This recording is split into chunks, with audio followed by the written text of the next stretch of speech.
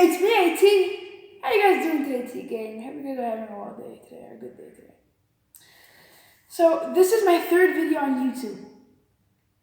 In the last video, I taught you guys about cells and who discovered cells. And at the end of the video, I gave you guys a little fun fact or an interesting fact about yawning.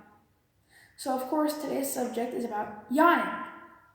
Now the reason why you yawn is because when the temperature in your brain rises, it becomes hot. And so you need oxygen to cool it down. So you take in oxygen, okay, and it cools down the temperature. Now the reason why it gets so hot is because your body takes 40% of the metabolic energy that you have. So do you know that when you start yawning, you know what age you start at?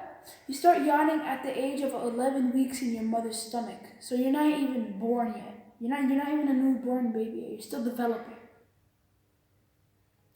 Now, the reason why you yawn instead of the brain is because, you know, when you're sleepy or bored, you don't breathe the right way. You don't breathe the right way. So you breathe very softly, so you yawn so you can take in oxygen and let out carbon dioxide from your blood. Now that is called respiration.